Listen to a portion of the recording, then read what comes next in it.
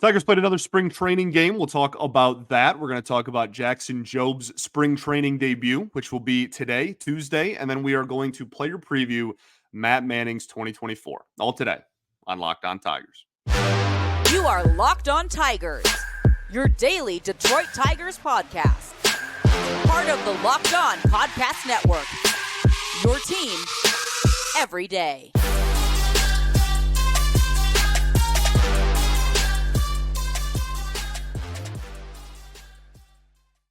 What is up, everybody? Welcome back to another edition of Locked On Tigers. I'm, of course, your host, Scott Bentley. Today is Tuesday, March 12th, 2024. Thank you so much for making Locked On Tigers your first listen every single day. We are free and available wherever you get your podcasts, including YouTube, part of the Locked On Podcast Network, your team every day. Today's episode is brought to you by Prize Picks, the easiest and most exciting way to play daily fantasy sports. Go to prizepicks.com/LockedOnMLB and use code all lowercase LockedOnMLB for a first deposit match up to $100. All righty. Welcome in, everybody. Hope the start of your week has been fantastic. Happy Tuesday to all. We are going to discuss a few things on today's show. We're going to talk about the Tigers' spring training victory over the Houston Astros to start off. Reese Olson, really liked what I saw out of him. We'll discuss him. A few other pitching performances as well, and then any standouts offensively that I think are worth a conversation. Then we are going to discuss the spring training debut of Jackson Jobe, which is scheduled to take place on Tuesday. Today, as you're assuming that you are listening to this on Tuesday. And then we're going to player preview Matt Manning, his 2024 season. Up to this point in his career, I think inconsistent would be the word, and not necessarily from start to start or, by numbers, like box score watching, more inconsistent, like his stuff, like velocity, movement, etc. It's all been just wildly inconsistent. So we'll talk about him, what we kind of expect out of him, what he could still do going forward. All right, so let's start off with this spring training game against the Houston Astros. The Tigers win 5-3 for whatever that's worth to you. I believe that's their 10th win of spring training. Reese Olson is the biggest storyline in this game to me, and it's where I want to start here. 4 innings, 2 hits, 1 earned run, 1 walk, and 3 strikeouts. Really, really, really solid performance from Reese Olson. I think the biggest thing with him that I saw in this outing was that he was getting called strikes with his slider. Obviously, we know that he has the ability. We just did the player preview, yesterday? On Reese Olson. And so we know that he has the ability to get swings and misses and generate whiffs with especially righties, but on both sides of the plate with his slider. And that's what makes it so awesome and effective and somewhat unique, but just a really, really good pitch is that he has the ability to miss bats with righties and lefties. And he even did it in this outing. He got swings and misses from left-handed hitters multiple times. One of them, I want to say 2 or all 3, maybe even of the strikes in the AB were to a lefty from a slider, low and in type of thing. And so that's all great. And we have already kind of know that, right? And seeing in this outing that he was able to get called strikes with it, glove side low, I think was awesome. Just a sequencing thing, right? It's spring training, trying to do different stuff, hit different spots in the strike zone, etc. But that's going to be such a weapon if he can consistently put that on that low and away corner to right-handed hitters. Just be able to play the mind game of, you don't know whether this is going to break a lot out of the zone and be, you're going to go fishing and get a huge swing and miss, and you're going to look, like Javi. Well, you know what I mean? You're going to swing at something that's way low and away, or whether you're going to take it and it's going to stop right at that low and away corner and be a called strike. Just being able to have that in the back pocket, I think, is going to be so effective.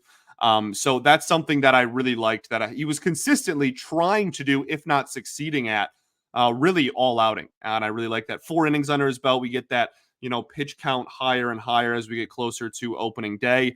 The changeup is still disgusting, and the fastball, I think, is still a work in progress. But for whatever it's worth, I like what I saw in this spring training outing. So 2 thumbs up from me. Reese Olson, nicely done.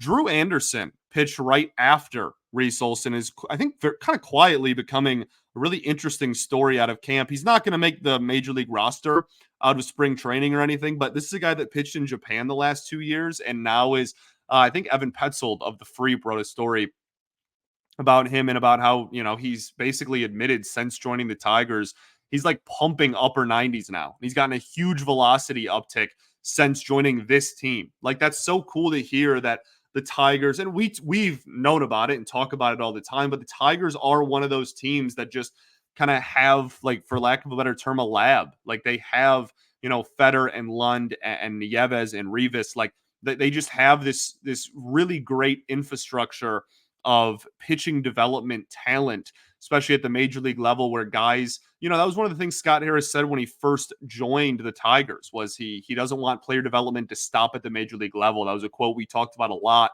And I was really frustrated with how that wasn't the case in the Avila era. And now seeing, guys continue to get better. Reese Olson had like a 9 ERA when he got called up last year. And now he had a sub-4 at the major league level last year and 100 innings. And so just seeing these guys continue to get better, obviously Skubal, et cetera, et cetera. There's tons of examples, but Drew Anderson, I would not be surprised if we saw this dude pitching out of the Tigers bullpen at some point this year, even if it's just a small stint. I think that's I don't know, dare I even say a safe bet at this point that he'll at least get a few innings out of the pen at some point. So good to see there. On the offensive side of the ball, Riley Green, I thought, put together some good ABs, still working on lifting the ball. Evan Petzold of The Freep also wrote something about that, released a quote maybe about Riley Green, saying that he was trying, and he's actively trying to put the ball in the air and not hit so many grounders. So it's good that he is, I don't know, saying he's on the same page as us seems really almost like offensive to him. Like, obviously he knows what he needs to improve on. He's a professional athlete and has more talent in his left toe than I have ever had on a baseball field in my entire life. But just good to hear that, the problem that we've been talking about is something that he's working on and trying to adjust to as well.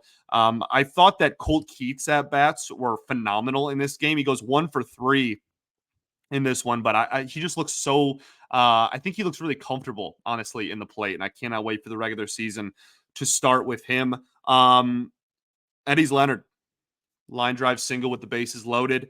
Gonna continue to be a storyline if he keeps hitting, which he has done nothing but just crush since becoming a member of this organization, so we have no reason to believe he'll stop. But yeah, I mean, just continues to be a shining star so far since being acquired at the minor league level, obviously in spring training this year. He's not going to make the team out of camp. He's not taking Javi's job on opening day, right? I've, seen some of that around like that. That's not going to happen.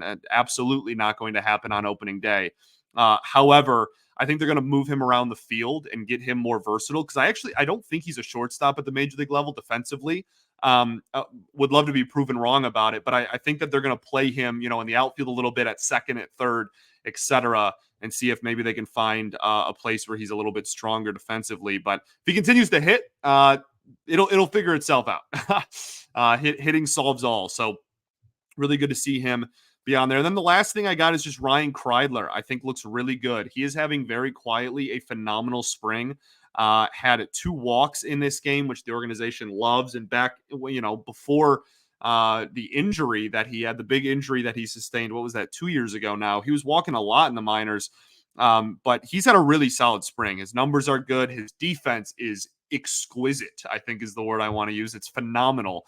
It plays a really, really good shortstop, which is obviously important, but can play all over the field, plus everywhere. I had Ryan Kreidler making the opening day roster and roster projection 1.0. I do not have him making the team now, but it's not because he's had a bad spring. It's just because they went out and got Gio Urshela and they kind of just like ran out of room. So I do, again, opening day is like a big thing, and I've said this a million times in the spring. Everybody loves to talk about the opening day roster and gets all mad when somebody that they like doesn't make it. Like, Ryan Kreidler's probably going to play a lot of games at the major league level this year. It's a point that, again, I've really tried to drive home this entire spring training. So, yeah, I don't think he'll make the opening day roster, but he'll be around if he continues to play like this for sure, especially. I think that's pretty much it. Yeah. Good ball game. Some suspect umpiring, let me tell you. That's pretty much my last point. Balls and strikes were you know what? We'll say inconsistent and then move on. All right. Let's talk a little bit about Jackson Jobe. We will do all of that right after this.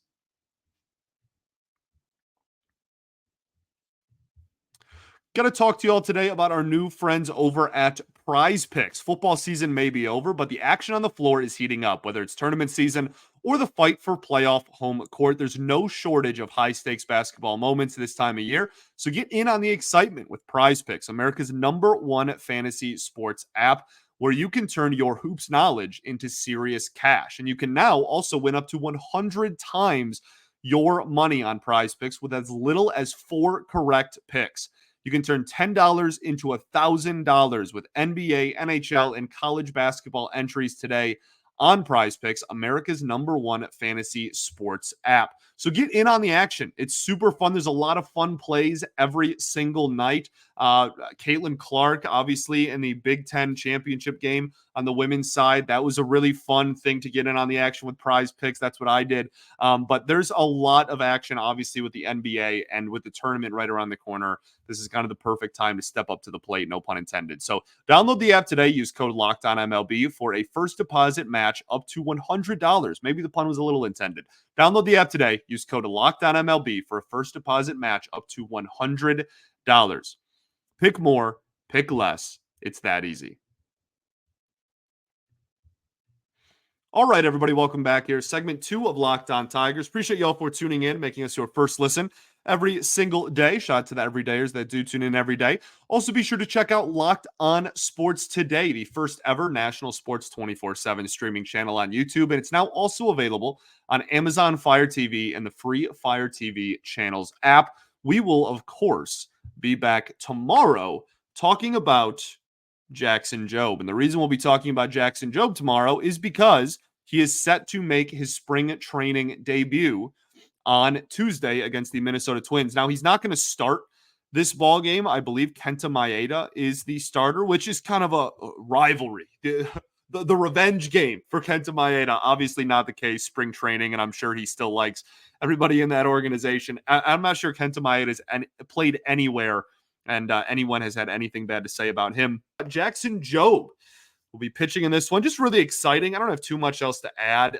Just more like watch it. It's going to be on Bally Sports Detroit. That is probably not an accident, I would imagine. I would imagine that the Tigers, whether it's the coaching staff or the marketing department or the front office, I imagine that was somewhat of a conversation like, hey, why don't we put the #1 pitching prospect in the organization and one of the best pitching prospects in baseball on Bally? And if they don't start him, if the MLB app is to be trusted, which is shaky sometimes, admittedly, and Maeda is the starter, then Jobe may not get like the like starters. I don't, obviously the lineup hasn't been released for Minnesota. So I have no clue what they're planning on throwing out there against us today. But yeah, it's one of those things where if he gets in there in, the 5th inning, we might be facing a lot of minor leaguers anyways. But I don't care. Like, I don't care who he faces. I don't care when he gets in on the game. I am just so pumped to finally see him on my television. Right. Obviously, I watch a lot of minor league baseball in this organization and have minor league TV and whatnot. So I've seen plenty of him just in general, but seeing him in an Old English D pitching against maybe some major leaguers, like on a major league field with AJ Hinch as the manager, right, and calling the shots and deciding what happens, throwing to probably either Carson Kelly, Jake Rogers, or Dylan Dingler. Like, it's going to be a really cool moment that I absolutely cannot wait for. And when I say that spring training games are meaningless and whatnot, these are the moments that you kind of take a step back and you go, well, the result, if he ends up giving up 4 or 5 runs, I'm not going to come on here and be like, oh, he's a bust. He sucks, right? Like, obviously that's not going to be the case, but just to see his stuff live and see, again, broadcasted game, just a really, really smart decision, I think, by the Tigers. Really pumped to see it. And it is the reason also, as we said yesterday, why he is not pitching in the spring breakout game is because obviously if he's throwing in this one, he's not going to throw for a while after. So, yeah, I just can't wait for that. It's genuinely my only take. I just cannot wait for to watch Jackson Jobe pitch today as you're listening to this. It'll be super, super fun. So Benetti on the call, right? Give me that. Give me all of that, baby. Okay, let's talk Matt Manning. Matt Manning has had a very interesting spring, I think, is where I want to start off. He has the only hits he's given up, I believe, are home runs, which is a wild stat. What does he have? Four or five? All the hits he's given up are homers. We've seen some more swing and miss in his last couple of outings, but we also have seen the epitome of Matt Manning in these last two outings. And that is that 2 starts ago, he was throwing 96, 97. And everybody was like, oh my goodness, he's like turned the corner. He's here. I'm so excited. And then while he still had some swing and miss stuff, good swing and miss stuff at that, in his most recent start, the fastball velocity at one point was, 92.9 and was in like the low 93s. And that's just the story of his career. It's just inconsistent fastball not command. Well, sometimes command. Inconsistent fastball velocity is the main point, though. Just consistently inconsistent. And when this dude was in the minors, he was a hard thrower. And that's something that, when he was going through the system, he's a former first-round pick, right? Mid-first round, straight out of high school in 2016 already, which is crazy to think about. But just the fact that we have seen him have the ability to hit 97, 98 even at times. And then on a consistent basis goes out there and for multiple innings will throw 93. And then he'll randomly in the 4th inning start touching 96. And then in the 6th inning, he'll be throwing 92. And it's like, at one point last year, it stopped even being from outing to outing, and it was genuinely inning to inning. And I am not right. I am not Robin Lund. Like I don't have a PhD in biomechanics. Like I don't know why. I don't. I wish I did. And I'm not sure anyone has a concrete answer. I think that some of the staff here has an idea of what they want him to do to try to get that more consistently. But I feel like if it was an easy, like, hey, just do this differently, then he'd probably be doing it. I have a hard time believing he'd be like, no, I'd rather just be super inconsistent with this. I also can't imagine that it's the game plan. Can't imagine that they're, going into each outing and they're like, oh yeah, keep people off guard because, sometimes it'll be slow and sometimes it'll be fast. Like it doesn't get swings and misses. And that goes to a much bigger, I don't want to say problem, but area that everyone is looking for improvement on with Manning this year. And that is that across the board, he doesn't get swings and misses. He is such a weird pitcher on the mound. Like all of his numbers are weird. The results are weird. Everything is odd. And it's led to, a 2024 campaign. First and foremost, just stay healthy. We all want to see this dude just put together a fully healthy season. It's had some really bad luck with injuries. I feel really bad, just getting hit in the foot multiple times just has to be absolutely crushing to him. And he was visibly upset. I would be too. The dude's super competitive, clearly, and wants to be out there. But it's just, let's get into it. Let's just kind of take a nosedive here and really get into these numbers that are just beyond odd. So weird. Let's talk about all of that right after this.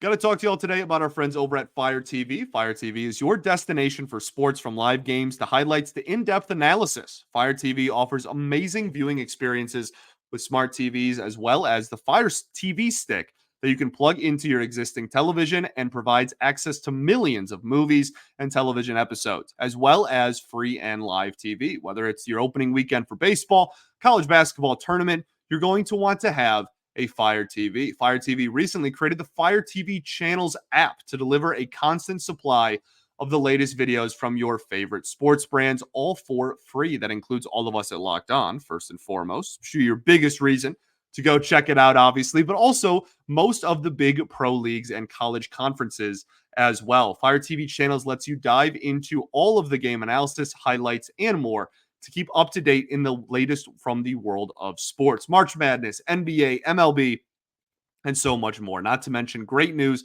entertainment, gaming, travel, and cooking videos as well. So check out Fire TV on Fire TV and Alexa devices. If you haven't checked out Fire TV channels, you should. Trust me on this. Learn more at www.amazon.com/lockedonfiretv. All right, everybody, welcome back here. Third and final segment of Locked On Tigers. Appreciate y'all for tuning in as always. So, talking about Matt Manning.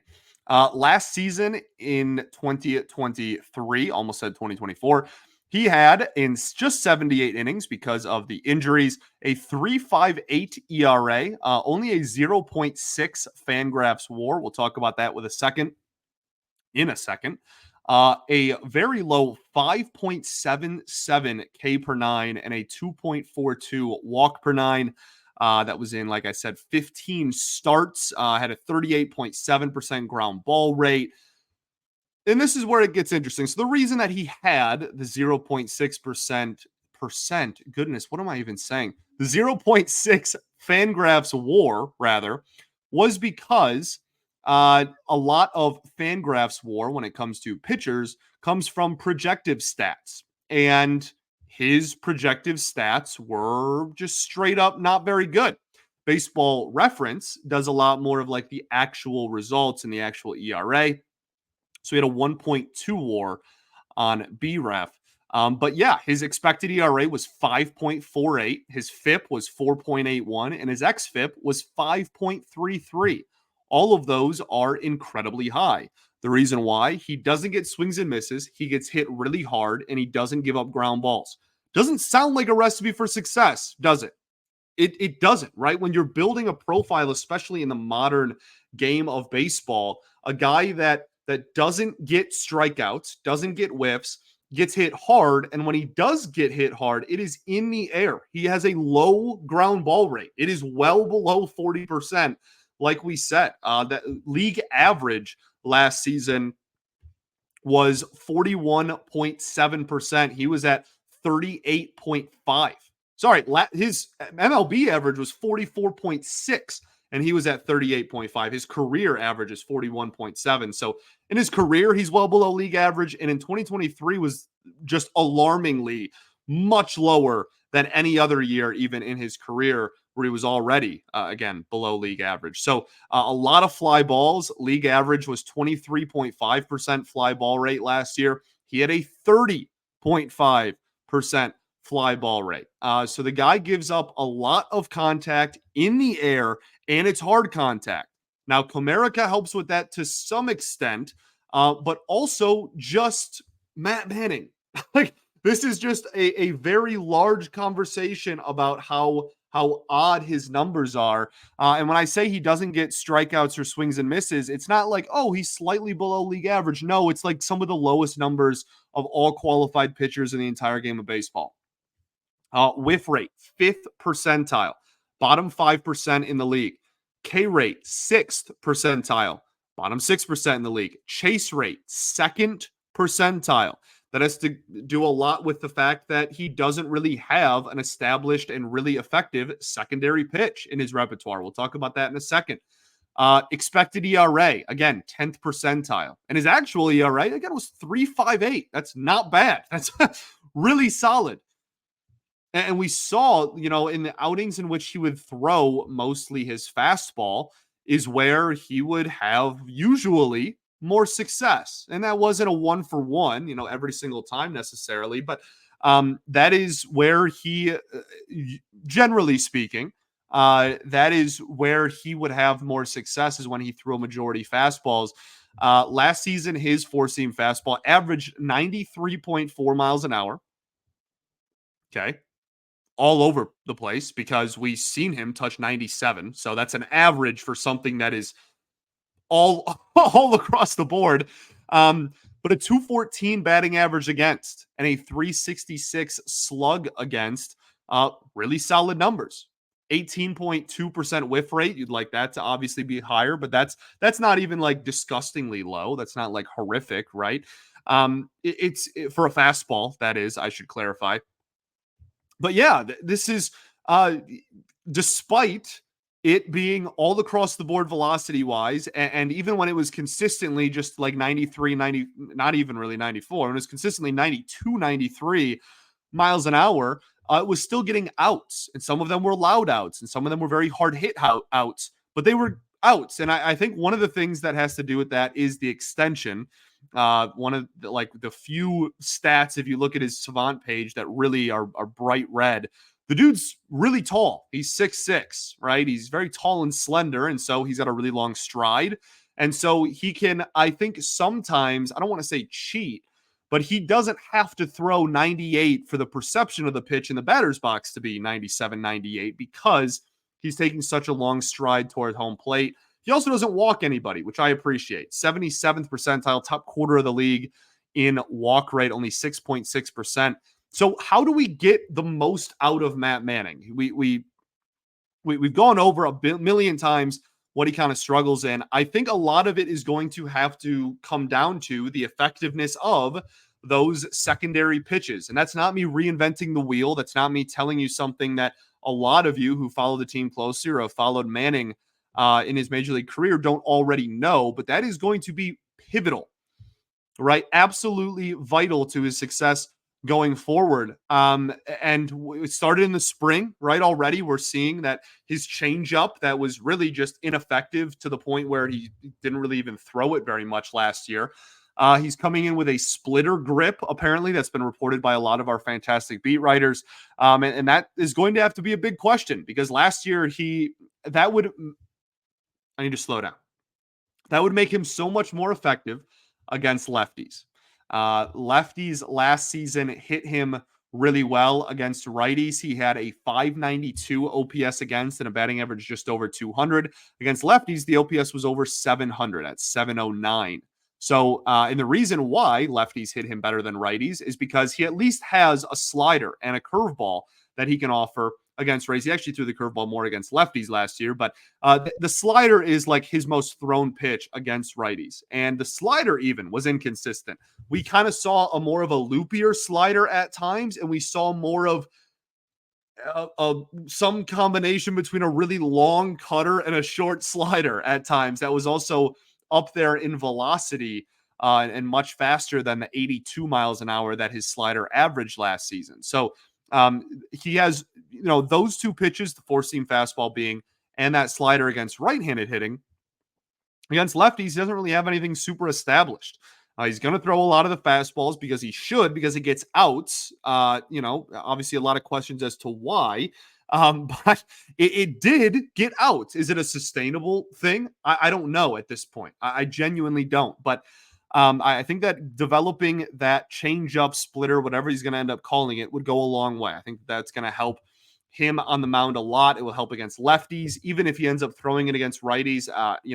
If it has enough depth to it, that could be a possibility. But it really just consistently goes back to the inconsistency of the stuff that he's putting out there on a start-to-start basis, and the velocity of everything, and the movement on some of the pitches. Like I said, there was inconsistently on how his slider looked at times last year. And the numbers against his pitches aren't bad in terms of like batting average against and whatnot. But he had no chase ability. And he didn't give up a ton of walks. I'm just saying on a pitch-to-pitch basis, he's an anomaly in just so many different areas. So what I want to see out of Matt Manning, we'll wrap this up and attempt to put a bow on this hectic and just chaotic breakdown that this has become. I think, throw fastballs more than any other pitch. It is a really, really effective pitch for him. The run value on it, +7. His other three pitches that he registered, 0, -2, and 1. Okay. In 2022, it was +8.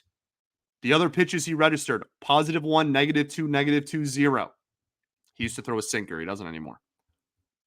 So it's clearly your most valuable, your most effective, and your best pitch. Needs some consistency on it, but throw it a lot. I think that's a good place to start. Keep establishing the fastball.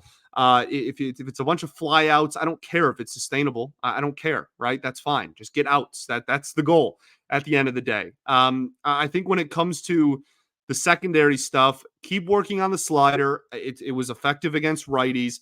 I would like something with a little bit more chase to it, something that has a little bit more run, because I would like some sort of pitch in the repertoire here that is able to expand the strike zone.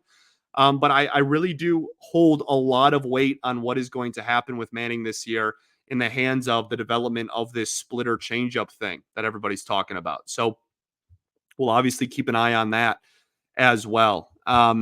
He stresses me out.